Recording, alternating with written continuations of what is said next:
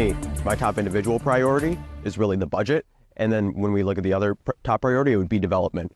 And for the budget, we're currently staring down around $100 million in unfunded legacy costs. So pension debt, that essentially pensions that we've promised but have no ability to pay. We don't have the money to pay it. And I think that needs to be paid down as quickly and as efficiently as possible. So we're able to reduce that burden upon the community. And at the same time, we'll be able to put that money back into our city so we can more properly fund city services and make residents really feel like they're getting what they pay for in terms of taxes, because we do have one of the highest tax rates in the state in terms of local tax. So making sure that our citizens are getting the worth out of that. And then we're looking at development. I think we've given developers too much power over our community, and we're really starting to see a decline in local business, decline in small businesses. They're really getting priced out, getting pushed out. And I think I also think we're developing at a rate that outpaces our infrastructure. So really work on trying to build up our infrastructure to actually accommodate the types of development that we're building, because we're going very much high density, high rise. But at the same time, I don't think our public transportation networks nor our infrastructure are actually built to support that. I know we've had a lot of council members leave in the past few years. I don't plan on doing that. And then also when we're looking at retaining the city staff, I really think the primary thing is just to abide by the city charter, right? I don't plan on getting involved in day-to-day staff operations. And then at the same time, our current city manager has a lot of baggage.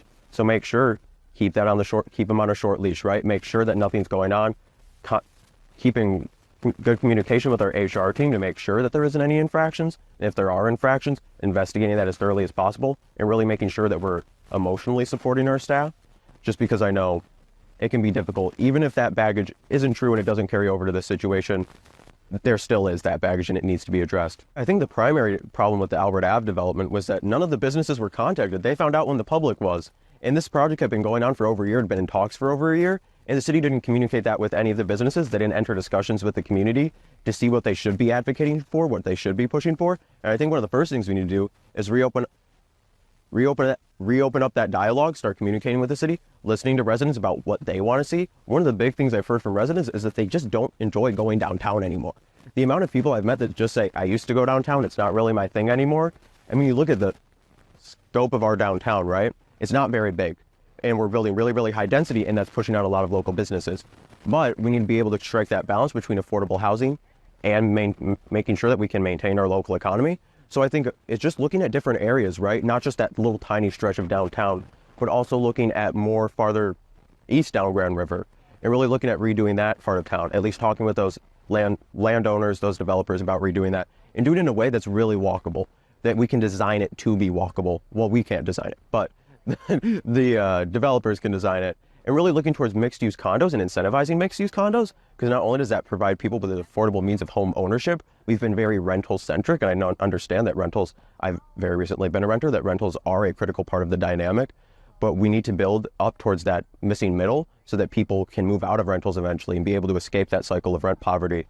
So making sure and building back our affordable housing stock, so that people actually have a chance of ownership. One thing I like to say is that I'm not taking any donations.